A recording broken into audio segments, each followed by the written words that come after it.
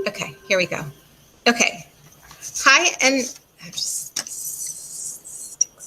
Hi and welcome. Today I am going to give you some data about the importance of art and literacy and some ideas for the art room and even regular classroom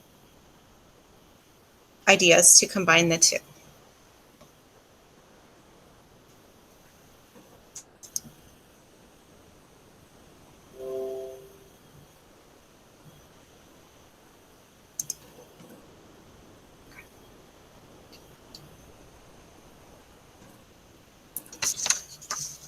Hello, my name is Jennifer Kuster. I think I became an art teacher because of my love of picture books. I have been teaching for 20 years. I taught 3rd, 2nd, and 4th grade, and now I teach art, which is really what I think I was meant to do all along.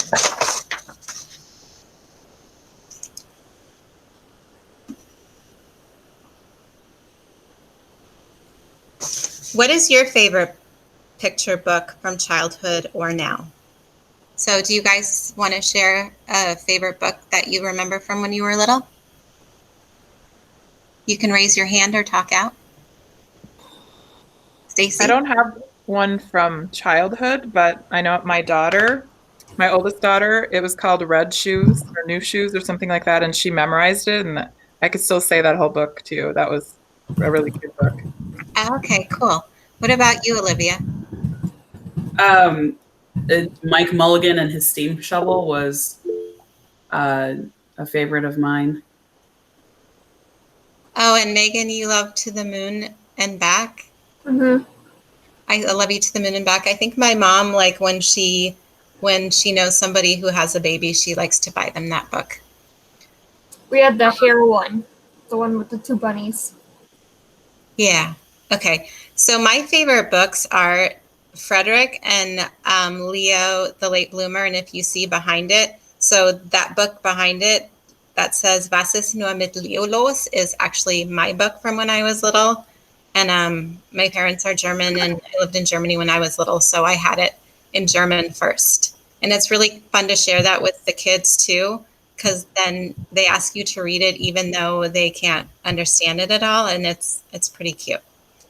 But and what I like about these stories, and I don't know if you know either of them very well, but like Frederick is kind of like something that might apply to us as art teachers, where he's kind of like not helping the other mice prepare for winter, and they think he's being lazy, but he sits there and he collects the sun rays and he collects the colors and he collects words.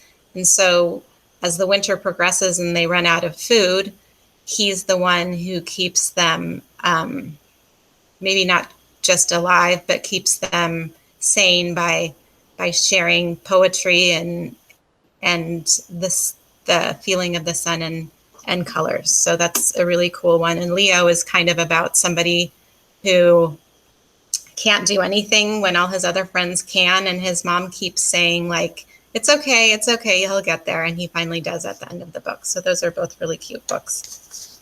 Thank you for sharing your ideas or your picture books.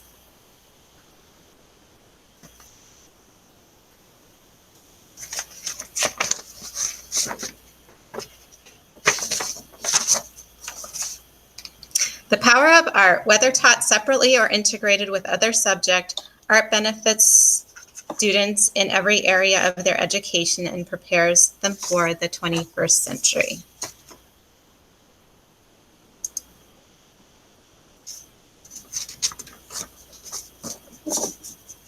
The power of drawing on memory. A 2018 study found that drawing what you are learning is far superior to writing and other techniques like visualization. Using art to teach increases the brain's ability to hold on to that information. More art, please.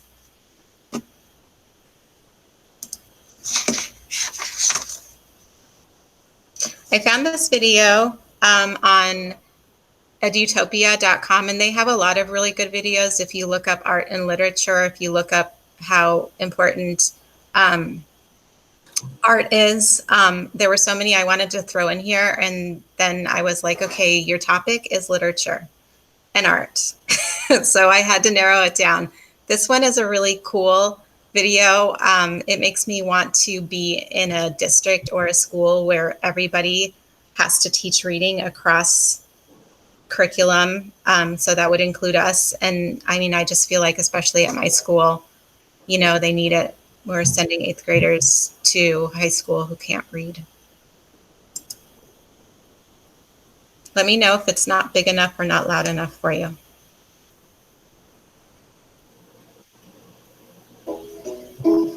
Is it big enough?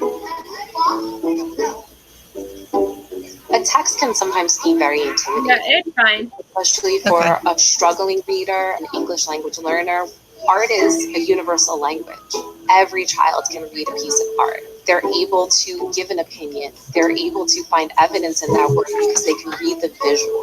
It's a place where every child can be successful. That was making sense. At Concourse Village Elementary School, we're a literacy-based school. We believe that every educator is teaching reading. So you're learning reading in music, you're learning reading in physical education, you're learning reading in art. You're going to get an artwork that you're going to have a discussion. When you're reading a book, you have words that are communicating the idea. Artwork is the same concept, except it's visuals that are communicating that idea. We're reading the pictures, but not with our mouth, we're reading it with our eyes. So second grade is learning about 3 different types of communities: rural, urban, and suburban communities. Each group has your master work that you're looking at with a question. Our first group is Romare Bearden's The Block. So there's different literacy strategies such as making connections, visualizing, prediction, inference, and these are the same strategies that you can use to read a piece of artwork. The picture I was asked to look at looks like a suburban community, a single home. And the question was, what was the mood? If it's happy, if it's a sad picture, that goes with different colors. What is the mood of this artwork? We believe it would feel calming because the evidence for me was the light tone colors. The artist's use of light colors created a happy mood. Thinking of a prediction question. What might it feel like to be inside this work and why? Provide evidence from the work to support. She told us to look carefully and then think how would it feel like to be in that picture. I noticed that there's a crowd and they're listening to music. It would feel kind of jammy on that street. What do you mean by that? It would feel cool to be on a street with a lot of music and a lot of people. When you go back to your tables today, you're going to revise your work thinking about these ideas. So after the masterwork session, they can apply these literacy ideas to their own work. What is the mood of my work? What am I trying to communicate? What's my theme? So we continued our pictures. I was doing the city. The sky comes all the way down to the street. Oh! I could ask myself how I know it's an urban community. I put a deli store right next to a lot of buildings. We need to do our gallery walk and provide our feedback the same way that we critique masterwork, we critique each other's work. I hear a lot of oohs and ahs. We went on a gallery walk. You look at your peers' work. I might ask, what is the mood in this picture? What are you trying to tell me? I would like to hear some of the feedback that you received. I liked how she painted the solar panel. Why did you choose to paint the solar panel with glitter? It would show the electricity. That's a really great artistic decision. So because we embed literacy in the art, students find these cross-curricular connections. A lot of the vocabulary transfers over mood, tone, atmosphere, prediction, inference. Art is kind of an entry point for them. It allows them to really be creative and be critical thinkers.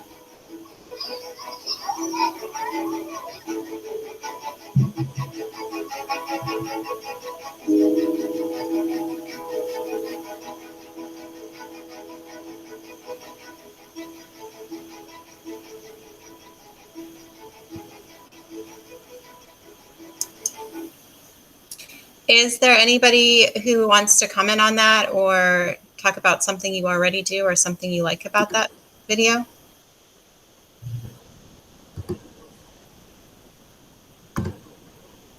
Anybody? Okay. You sure? Okay.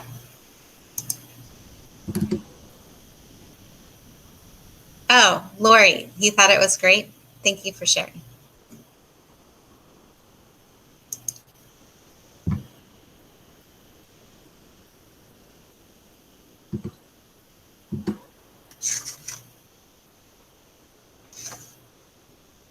The power of picture books. Picture books build language skills, inspire visual thinking, increase engagement, and deliver fun. Oops, I skipped a slide. How will literacy in art improve job performance? This was a necessary slide.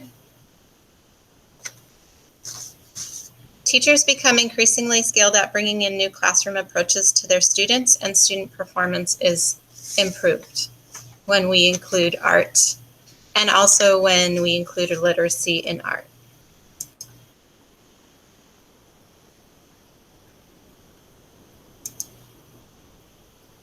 Every day in the K2 classroom, you can support literacy by reading a picture book. You can choose books with less words, books with repetition and rhythm.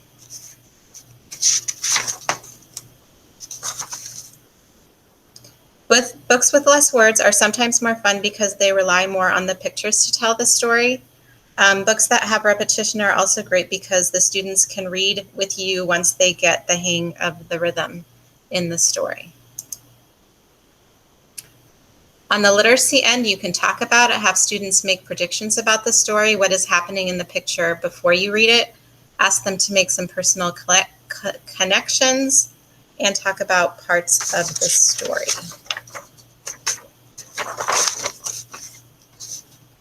Give them a picture from the story before you start to read the book and have them tell you what is happening.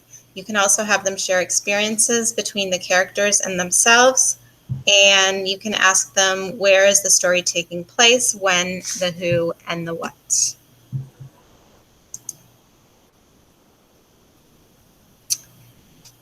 You can use collage, you can use a storyboard, and you can use just one element of a story to make an art project with.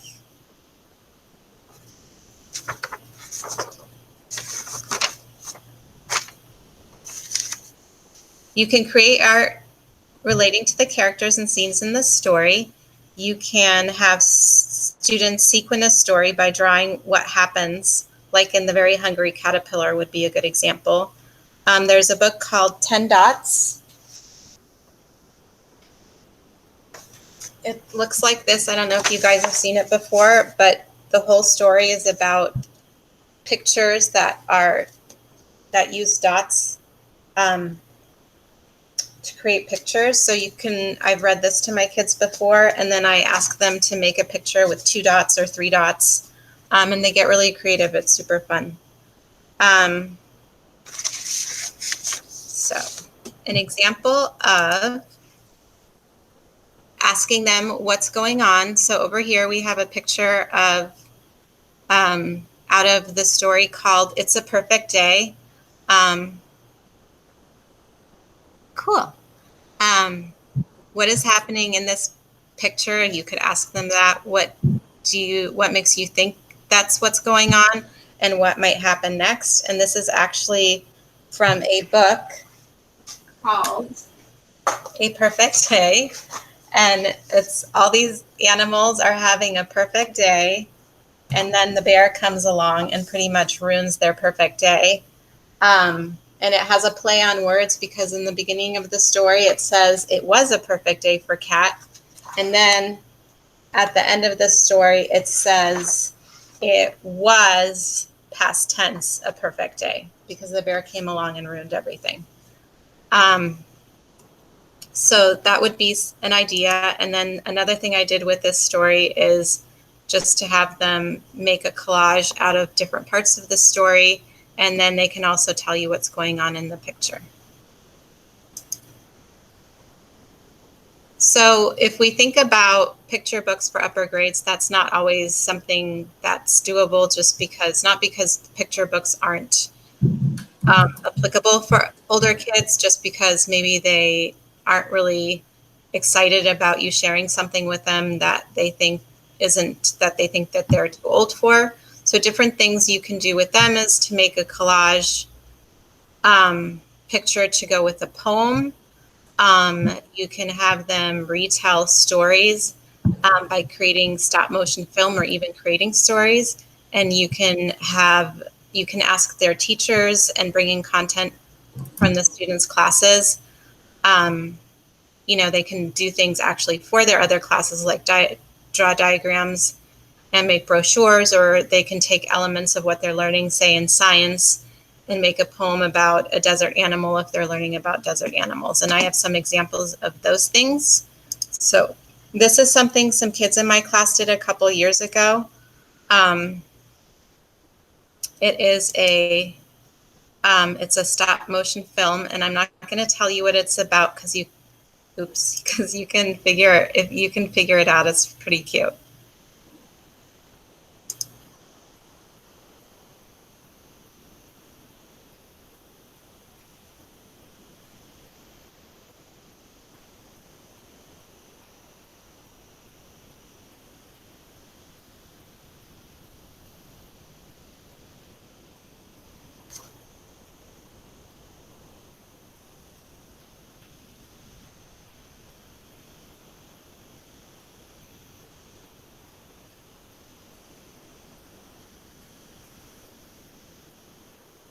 She's one of those people that takes the shopping cart home. So, if you wanted to send me a chat, what you thought about that, like, have you done that before? What do you think about it? And that's something that can take a really long time too, just because there's so many elements of that. So that's something that takes up a lot of time. I'm going to show you another idea that I've used, and it's certainly not my own idea, but again, this is something you could use maybe across curriculum. I'm making a the stop motion. I think you can just Google like stop motion, and then you can find. I definitely, when I was doing those, they were free. I wasn't paying for them, so look that up. So this one, I'm not sure you guys want to watch me make a whole word sculpture, and I'm sure many of you have done these before, and it might not even work. So, okay.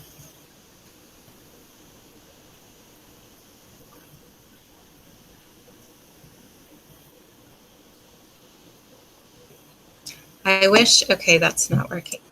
I wish I knew how to do these where you can do them quickly.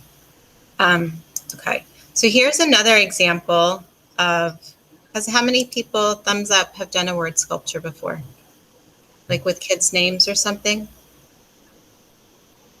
Okay, cool. They're really, really fun to do. So another thing I've done before, and this I think I did with fourth graders, was a collage with a poem.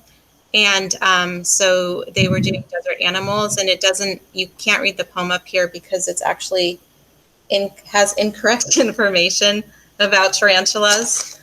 So I left that out, but I had an author, and I have that down in my resources. I had an author, Barbara Gowan, come to my class, and we actually had each kid made can you see that? I'm not holding that up enough. Each kid made a riddle and then made a collage picture to go with that riddle about a certain animal in the desert. And that's one of the pages out of that book. And that was a really cool thing to do. That's something, I think that's a good resource to use money with when you have authors come visit your kids, because then authors who are usually artists too, just really cool to have them see that like reading can be and writing can be a job, and a cool job too.